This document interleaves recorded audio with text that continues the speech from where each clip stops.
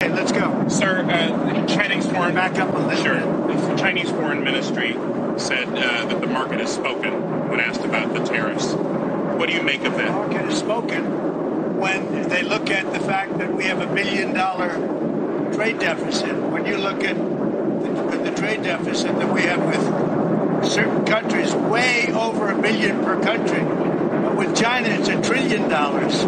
And we have to solve our trade deficit with China. We have $1 trillion trade deficit with China. Hundreds of billions of dollars a year we lose with China. And unless we solve that problem, I'm not going to make a deal. Now, I'm willing to deal with China, but they have to solve their surplus. We have a tremendous deficit problem with China. They have a surplus of at least $1 trillion a year. I think it's like $1.1 trillion.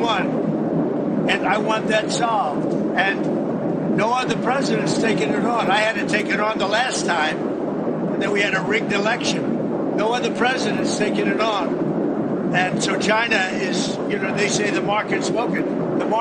China is right now taking a big hit because everyone knows we're right. They have to pay tariffs because otherwise we have a surplus, and they have a surplus with us that is not sustainable.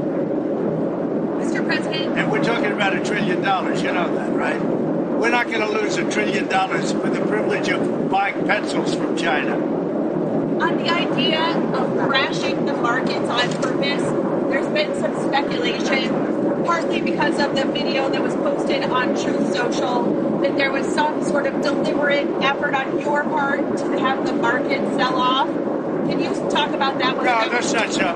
But I do want to solve the deficit problem that we have with China, with the European Union and other nations. And they're going to have to do that. And if they want to talk about that, I'm open to talking. But otherwise, why would I want to talk?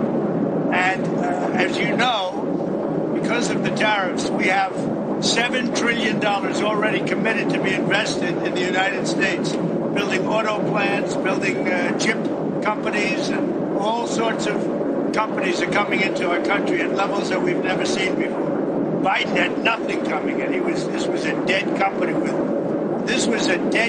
with Biden. He didn't know what he was doing, and that's now been proven in this. Trump, this weekend, you talked to a lot of leaders this weekend. Can you tell us, sir, were there any deals made? I spoke to a lot of leaders, European, Asian, from all over the world. They're dying to make a deal. But I said, we're not going to have deficits with your country. We're not going to do that, because to me a deficit is a loss. We're going to have surpluses, or we're at worst going to be breaking even.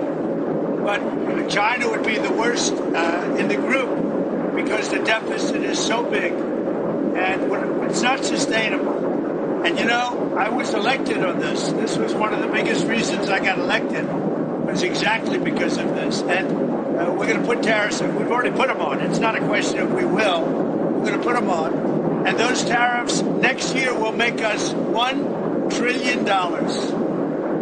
In addition to the $1 trillion, thousands of companies are going to relocate back into the United States. In North Carolina, already furniture people are starting to move back in.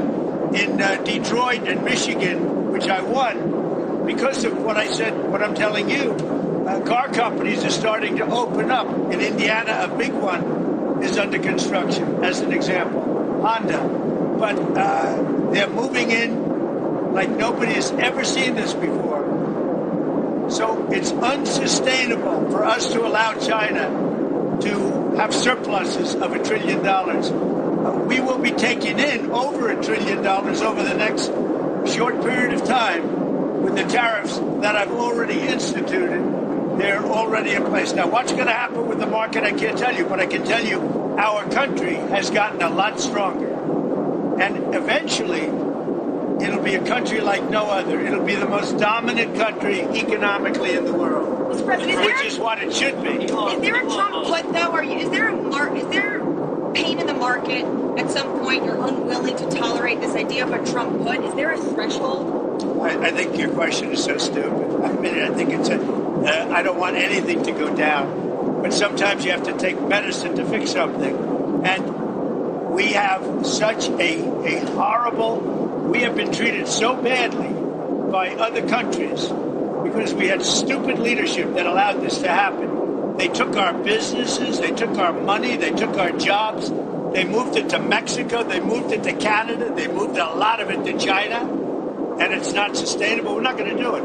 Now we have hundreds of billions of dollars is pouring into our country on a monthly basis. It's pouring. It's already started because they put tariffs on, and eventually it's going to straighten out, and our country will be solid and strong again. Elon Musk has said he hopes for zero tariff between the U.S. and Europe. Is that a place you'd like to also get to? Well, the problem is that Europe has made a fortune with us. You know, Europe also has had a tremendous surplus with the United States. Europe has treated us, it's a little smaller, but they've treated us very, very badly. China has, but Europe has also. Europe has been very, very bad to us. Europe has taken our leaders for a ride. They don't take our cars. They don't take our food products. They don't take anything. And we take their cars, Mercedes, Volkswagen, BMW. You know, we take their millions of cars. They take no cars. They don't take our farm product. They don't take anything. Europe's treated us very badly. We put a big tariff on Europe. They are coming to the table. They want to talk. But there's no talk unless they pay us a lot of money on a yearly basis. Number one for present, but also for past. Because they've taken a lot of our wealth away, and we're not going to allow it to happen. Sir, have you talked to any tech leaders over the weekend about the tariffs? Yeah, I talked to the biggest in the world. I talked to the biggest of them all, many of them. But I've talked to, I would say, 4 or 5 that are considered the biggest. They don't, you know what they said? We don't blame you. Who did you talk to? I don't want to say. I'll put it out. I may give it to you. NVIDIA CEO? I have to find out if they mind. You know, I don't know if that was a confidential call or not, but we had 5 or 6. I've spoken to many countries. They all want to do, just so you understand the power of what I'm doing. Every country is calling and being very solicitous of us. Very, very nice. They're being very nice. And we have to be able to justify. This is not sustainable. The United States can't lose $1.9 trillion on trade. We can't do that and also spend a lot of money on NATO in order to protect European nations. We cover them with military, then we lose money on trade. The whole thing is crazy. And I got elected on that basis. We explained it. You know, the American people understand it a lot better than the media. But the media understands it. And much of the media writes correctly about it, I must say. Sir, okay. Sir, when are the next set of talks with Russia, and who will participate, and where are we in terms of making progress in terms of peace? We're talking to Russia. We'd like them to stop. I don't like the bombing. The bombing goes on, and every week thousands of young people are being killed. And it's a horrible thing that should have never started, would have never started if I were president, 100%. On the tariffs, is it a negotiation now? Bloomberg, sir. Is it a negotiation or rules of the road? Go ahead. Another question, please. Sir, about TikTok. She asked too many questions. Sir, about TikTok, there was a report that there was about to be a deal, but China changed its mind because of the tariffs. I'd say it was largely true. The report is that we had a deal pretty much with TikTok. Not a deal, but pretty close. And then China changed the deal because of tariffs. If I gave a little cut in tariffs, they'd approve that deal in 15 minutes, which shows you the power of tariffs, right? Mr. President, former New Hampshire Governor Chris Sununu is saying that he'll win the open Senate seat in New Hampshire and that he has no doubt you'll support him if he runs. Is that true? True. I told him. He came to my office, came to the Oval Office, and met with Chris Sununu, and I support him fully. I hope he runs. He's been very nice to me over the last year or so.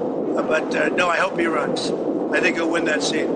Sir, when we get into late summer, early fall, and people are doing their back-to-school shopping, do you think they'll have inflation to worry about at that point?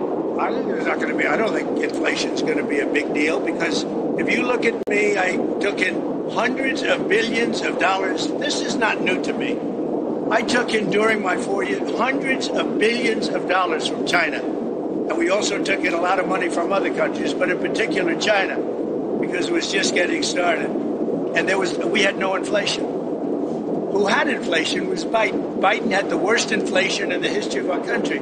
I had no inflation. We had a perfect country. We had no wars.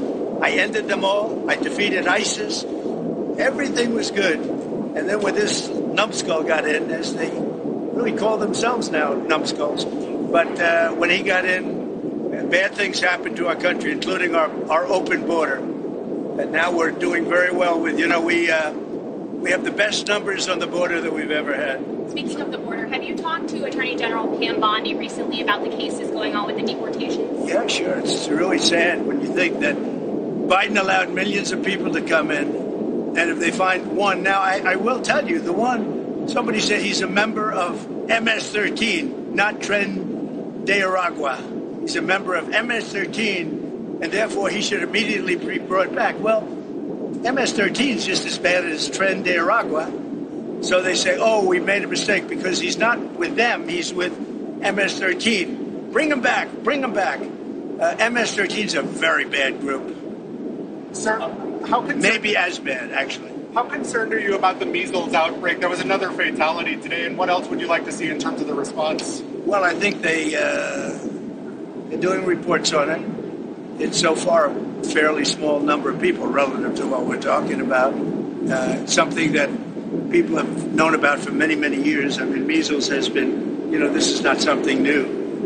And we'll see what happens. But certainly, if it progresses, we'll have to take action very strongly. El Salvador's president said on X that he'd been invited to the White House on April 14th for a working visit to discuss Tren de Aragua and MS-13 and other ways we can support each other, the U.S. and El Salvador.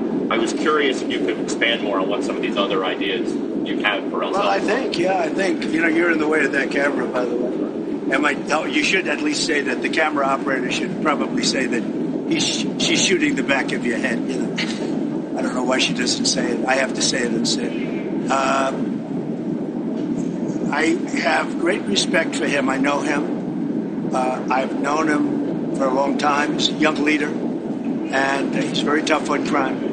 Very, very tough on crime. And in their system, their prison system, they spend a tiny fraction of the money that this country spends. So, but he is coming in, I don't know when, but he is coming in sometime over the next couple of weeks.